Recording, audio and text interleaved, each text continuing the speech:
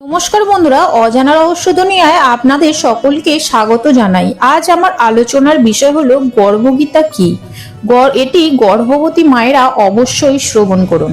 তাহলে গর্ভগীতা কি? যে কোনো মন্দিরের সবচেয়ে গুরুত্বপূর্ণ ও পবিত্র স্থান হলো গর্ভগৃহ, যেখানে দেবতা বা ঈশ্বরের পূজা করা হয়। আবার প্রাণীর জন্ম হয় মাতৃগর্ভে, তেমনি গীতার মূল ও গুরুত্বপূর্ণ অংশ হলো গর্ভগীতা। শিশুরা মাতৃগর্ভে থাকাকালীন যদি এই গর্ভগীতা পাঠ করা হয় বা শ্রবণ করা হয়, তাহলে শিশুরা সুশিক্ষা ও সংস্কার লাভ করে। ভগবান শ্রীকৃষ্ণ ও অর্জুনের মধ্যে কুরুক্ষেত্রে যুদ্ধের পর পরীক্ষিতের জন্মের সময়কালে যে কথোপকথন হয়েছিল তাকে গর্ভগীতা বলা হয়। এই সংসারে এমন অনেক মানুষ রয়েছেন যারা জন্ম থেকেই কোনো না কোনো শারীরিক সমস্যা নিয়ে জন্মগ্রহণ করেন। কেউ হয়তো অন্ধ, কেউ কালা, কেউ বোবা, কেউ বিকলাঙ্গা হয়ে জন্মগ্রহণ করেন। কারো ক্ষেত্রে হয়তো এই সকল সমস্যাগুলি পরে দেখা যায়, কারো আবার অকালে মৃত্যু ঘটে, কেউ বা জীবনের শৈশব থেকেই নরক যন্ত্রণা ভোগ করেন। কেউ গরিব ঘরে, কেউ ধনী পরিবারে জন্মগ্রহণ করেন। আবার সকলের জন্মস্থান ভিন্ন হয়। কেন এমন হয়?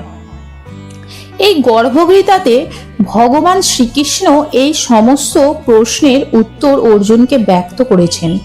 এই সকল প্রশ্নের উত্তর জানতে গর্ভগীতা পাঠ শুরু করা যাক। অর্জুন উবাচ, হে মধুসূদন, কৃপা করে আমাকে বলুন, প্রাণী কোন দোষের কারণে গর্ভে বাস করে থাকে? প্রাণী জন্মের পূর্বে গর্ভে কষ্ট পায় আর জন্মানোর সময়ও অসহনীয় পীড়া পায়। এর পরেও সে রোগ ও পীড়ার কারণে দুঃখ পায়। বৃদ্ধ বয়সে পৌঁছাতে পৌঁছাতে তাকে রোগ ব্যাধি ঘিরে ফেলে আর তারপর তার মৃত্যু ঘটে। সুতরাং হে ভগবান, কৃপা করে আমাকে বলুন যে কোন কার্য করলে মনুষ্য এই জন্ম মৃত্যু চক্র থেকে মুক্তি পেতে পারে। তখন শ্রীকৃষ্ণ বললেন, হে ধনুর্ধারী অর্জুন, জন্ম মৃত্যুর বন্ধন তো সেই সব প্রাণীরই নিয়তি যে এই সংসারে জন্মগ্রহণ করেছে। সেসব প্রাণী সংসারের এমন বস্তুর সাথে মোহতে জড়িয়ে পড়ে যা একদিন বিনষ্ট হয়ে যায়। তাদের মনে এই নশ্বর বস্তুকে প্রাপ্ত করার ইচ্ছা থেকে যায়। মনুষ্য ধনসম্পদের আকাঙ্ক্ষা তো করেই, কিন্তু ভগবানের ভক্তি থেকে বিমুখ হয়ে থাকে। সেই জন্যই সে বারংবার বিভিন্ন যোনিতে জন্ম নিয়ে জীবন মরণার গর্ভের দুঃখ ভোগ করে। অর্জুন বললেন, হে মাধব, এই মন তো আপন চালে চলতে থাকা হাতির মতো। তৃষ্ণার শক্তি এই পঞ্চ ইন্দ্রিয়ের বশবর্তী। কাম, ক্রোধ, লোভ, মোহ, অহংকার, এই পাঁচটির মধ্যে অহংকার সবচেয়ে শক্তিশালী। তাহলে কিভাবে মনকে নিজের নিয়ন্ত্রণে রাখা যায়?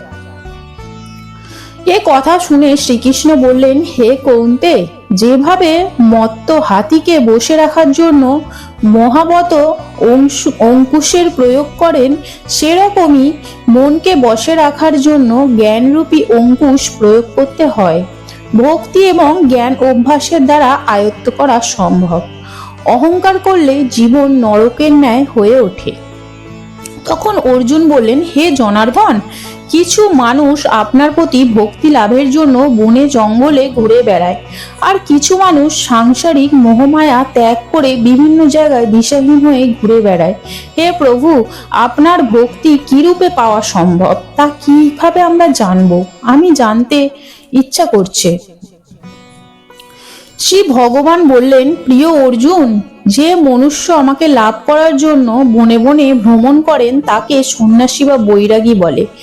একদল মাথায় জটা বাঁধে এবং শরীরে ভস্য লাগায়। এদের মধ্যে আমার বাস নেই, কারণ এদের মধ্যে অহংকার আছে।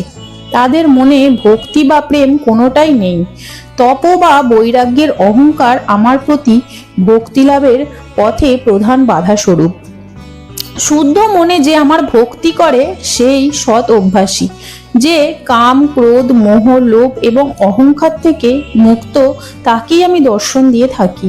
এরপর অর্জুন বললেন, হে মাধব, কোন পাপের কারণে কারোর অকাল মৃত্যু ঘটে? কোন পাপের কারণে মানুষ নপুংসক হয়ে যায়? আমি আর জানতে চাই। তখন শ্রী ভগবান বললেন, হে অর্জুন, যে ব্যক্তি ঋণ নিয়ে তা পরিশোধ করে না, সে এই পাপ কর্মের জন্য তার স্ত্রীকে হারিয়ে ফেলে। যে কারোর বন্ধক নিয়ে তা ফেরত দেয় না, সেই দোষে তার পুত্র মারা যায়। যে ব্যক্তি কাউকে সহায়তা করার প্রতিশ্রুতি দিয়েও সময় মতো তা পালন করে না, সেই ব্যক্তি নপুংসক হয়ে যায়। যে ব্যক্তি গর্ভস্থ ভ্রূণ হত্যা করে, সেই ব্যক্তি এই জন্মে বা পরজন্মে নিঃসন্তান হয়ে থাকে। এই সবগুলোই হলো ভয়ঙ্কর পাপ। অর্জুন বললেন, হে শ্রীকৃষ্ণ, কোন পাপের কারণে মানুষ সর্বদা রোগী থেকে যায়, আর কোন পাপের কারণে মানুষ পশু জন্মে জন্মপ্রাপ্ত হয়? তখন ভগবান শ্রীকৃষ্ণ বললেন, হে অর্জুন, যে ব্যক্তি কোনো কিছু দান করে সেই দানের মূল্য নেয়, সে সদা রোগী থাকে। যে কারণে অকারণে অবিশ্বাস করে, সদা মদ্যপান করে, সে পশুজনিতে জন্মায়। যে ব্যক্তি রান্না করার পর পরমেশ্বরকে অর্ঘ্য দান না করে নিজেই প্রথমে ভক্ষণ করে, সে বিড়াল হয়ে জন্মগ্রহণ করে। অর্জুন বললেন, হে কৃপানিধান, এই সংসারের কিছু মানুষকে আপনি ধন দৌলত প্রদান করেছেন, আর কিছু মানুষকে হাতি, ঘোড়া, রথ প্রভৃতি প্রদান করেছেন। তারা কোন পুণ্যকর্ম করেছেন? কৃপা করে আমাকে বর্ণনা করুন। শ্রী ভগবান বললেন, হে ধনঞ্জয়, যে উত্তম মনে কাউকে স্বর্ণ দান করে, সে উত্তম বাহন তথা হাতি, ঘোড়া, রথ ইত্যাদি প্রাপ্ত হয়। যে ভগবানকে সাক্ষী মেনে কন্যা দান করে, সেই ব্যক্তি উত্তম পুরুষ রূপে জন্মগ্রহণ করে। এরপর অর্জুন প্রশ্ন করলেন, হে ভগবান, এই সংসারের কাউকে খুবই সুন্দর ও স্বাস্থ্যবান বানিয়েছেন, তো কাউকে কুৎসিত, কাউকে ধনবান করেছেন, তো কাউকে নির্ধন। এরকম বৈপরীত্য কেন? শ্রী ভগবান বললেন, প্রিয় অর্জুন, যে প্রাণী অন্ন দান করেছে তার স্বরূপ সুন্দর, যে বিদ্যা দান করেছে সে বিদ্বান হয়। যদিও মনুষ্যের রূপ নয়, তার গুণই হলো মহত্বপূর্ণ। যে ব্যক্তি সাধুদের সেবা করে, সে ধনবান এবং পুত্রবান হয়। এরপর অর্জুন জিজ্ঞাসা করেন, হে কৃষ্ণ, কেন কোনো মানুষ বোবা হয় বা কালা হয় বা অন্ধ হয় বা অন্য কোনো প্রকার বিকলাঙ্গ হয়ে থাকে? সেই প্রশ্নের উত্তরে ভগবান শ্রীকৃষ্ণ বললেন, যে ব্যক্তি গুরুর কাছ থেকে বিদ্যা লাভ করে ফিরিয়ে নেয়, অন্যের অপমান করে এবং নিত্য কলহে লিপ্ত থাকে, সেই ব্যক্তি বোবা হয়ে যায়। যারা সর্বদা নোংরা অপরিষ্কার থাকে, তারা দরিদ্র হয়। আর যে ব্যক্তি পরস্ত্রী বা পরপুরুষের কে দেখে কুদৃষ্টি প্রদান করে, তারা অন্ধ হয়ে যায়। যারা কুকাজ করে বা যারা কুকাজ করে থাকা মানুষকে সাহায্য করে, তারা খণ্ডবায়ু হয়ে থাকে। অর্জুন বললেন, হে মধুসূদন, মনুষ্য তার ধন সম্পত্তি আর সাংসারিক সুখের মোহতে এত মগ্ন থাকে কেন? তখন শ্রী ভগবান বললেন, হে কৌন্তেয়, যদি মনুষ্য আমার কৃপা থেকে বঞ্চিত হয়ে যায়, তাহলে সে ধন সম্পত্তি প্রভৃতি জাগতিক বস্তুর মোহে আবদ্ধ হয়ে পড়ে। এই সকল বস্তু হলো নশ্বর। বিবেকবান মানুষ এই সকল বস্তু থেকে অনেক দূর থাকে। যারা সাংসারিক মোহ ত্যাগ করে পবিত্র স্থান দর্শন করে, আমার প্রতি নিষ্কর্ম ভক্তি প্রদর্শন করে, তারা রাজার সমান সুখ এবং জ্ঞানপ্রাপ্ত হয়। সমস্ত জাগতিক বস্তুই হলো নশ্বর, কেবল আমার প্রতি ভক্তি হলো অবিনশ্বর। অর্জুন বললেন, হে কৃষ্ণ, তুমি পরম ব্রহ্ম, তোমাকে প্রণাম। আগে আমি তোমাকে নিজের আত্মীয় মনে করতাম, কিন্তু এখন তোমাকে ঈশ্বররূপে জানি। হে পরম ব্রহ্ম, গুরু দীক্ষা কেমন করে হয়, দয়া করে আমাকে জানান। তখন শ্রীকৃষ্ণ বললেন, তুমি ধন্য, তোমার পিতামাতাও ধন্য, যাদের তোমার মতো পুত্রের জন্ম হয়েছে। হে অর্জুন, সমস্ত সংসারের গুরু জগন্নাথ, বিদ্যার গুরু কাশী এবং 4টি বর্গের গুরু সন্ন্যাসী। যারা সবকিছু ত্যাগ করে আমার বিষয়ে মনোনিবেশ করেছে, তারা ব্রাহ্মণ জগৎগুরু। হে অর্জুন, মন দিয়ে শোনো, কেমন গুরুর সংস্পর্শে থাকা উচিত। যে সমস্ত যে সমস্ত ইন্দ্রিয় জয় করেছে, যে সমস্ত সংসারকে ঈশ্বরময় মনে করে, সমস্ত জগতের প্রতি উদাসীন, এমন গুরুর সঙ্গে থাকা উচিত।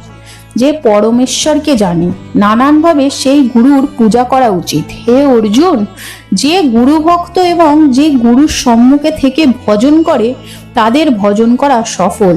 যে গুরু বিমুখ তাদের সপ্তগ্রাস পাপ লাগে। গুরু বিমুখ প্রাণী দর্শনযোগ্য হয় না। যে গৃহস্থ সংসারে গুরু ছাড়া থাকে তারা চণ্ডালের সমান। তার হাতে ভোজন দেবতাও গ্রহণ করে না। তার সমস্ত কর্ম নিষ্ফল হয়। শূকর, গর্দভ, কাক এ সমস্ত যোনি অত্যন্ত নিম্নমানের। এ সকলের তুলনায় সেই মনুষ্য নিকৃষ্ট মানের যারা গুরু বিমুখ হন। গুরু ছাড়া গতি নেই, তারা অবশ্যই নরকে যাবে। গুরু দীক্ষা ছাড়া সমস্ত প্রাণীর সমস্ত কর্ম নিষ্ফল। হে অর্জুন, যেমন 4 বর্ণই আমার ভক্তি করার যোগ্য, তেমনি গুরু ভক্তিরও যোগ্য। যেভাবে গঙ্গা নদীর মধ্যে শ্রেষ্ঠ, সমস্ত ব্রতর মধ্যে একাদশী ব্রতর মধ্যে শ্রেষ্ঠ, সেভাবেই সমস্ত শুভ কর্মের মধ্যে গুরুর সেবা উত্তম। সংসারে যারা গুরু ছাড়া থাকে তারা চণ্ডালের সমান। মদিরার ভাণ্ডারে গঙ্গা জল যেমন অপবিত্র হয়, তেমনি গুরুবিমুখ ব্যক্তির ভজনও সদা অপবিত্র হয়। গুরু ছাড়া কখনোই কোনো গতি নেই, তাই যথার্থ গুরু সন্ধান করো। মনের ভক্তি ও বিশ্বাস থাকলে একটা না একটা সময় গুরু আপনা আপনি তোমার কাছে এসে ধরা দেবেন। যদি কাউকেই তুমি গুরুরূপে না পেয়ে থাকো, তাহলে আমাকেই তুমি গুরুরূপে গ্রহণ করো। যাকে তুমি মনে প্রাণে বিশ্বাস করো, যার কথা তোমার অন্তরে প্রবেশ করে, যার প্রতি তোমার আপনা আপনি ভক্তি জন্মায়, তাকেই তুমি গুরুরূপে মনে করতে পারো। গুরু দীক্ষা ছাড়া প্রাণী পশুজনি লাভ করে, 84টি যোনিতে ভ্রমণ করতে থাকে। তখন শ্রীকৃষ্ণ বললেন, গুরু দীক্ষা কি? কৃষ্ণ বলেন, ধন্য জন্ম তার যে এই প্রশ্ন করেছে। গুরু দীক্ষা 2টি অক্ষরের, হরি ওম। এই অক্ষরকে গুরু বলে। এই 4টি বর্ণকে আপন করে নেওয়া শ্রেষ্ঠ। হে অর্জুন, যে গুরুর সেবা করে সে আমার আশীর্বাদ লাভ করে। সে 84টি যোনি থেকে মুক্ত পায়, জন্ম মৃত্যু থেকে মুক্ত হয় ও নরক ভোগ করে না। যে ব্যক্তি গুরুর সেবা করে না সে 3.5 কোটি পর্যন্ত নরক ভোগ করে। গুরু সেবা করলে একাধিক অশ্বমেধ যজ্ঞের সমান ফল পাওয়া যায়। গুরু সেবা আমার সেবা। হে অর্জুন, আমারও তোমার কথোপকথন যে প্রাণী শুনবে ও পড়বে তার সমস্ত দুঃখ এবং 84 লক্ষ যোনি থেকে মুক্তি পাবে। তাই একে গর্ভগীতা জ্ঞান বলা হয়। তো বন্ধুরা, আমার এই ভিডিওটি কেমন লাগলো? যদি ভালো লেগে থাকে লাইক, শেয়ার এবং সাবস্ক্রাইব করে আমার পাশে থাকবেন। ধন্যবাদ।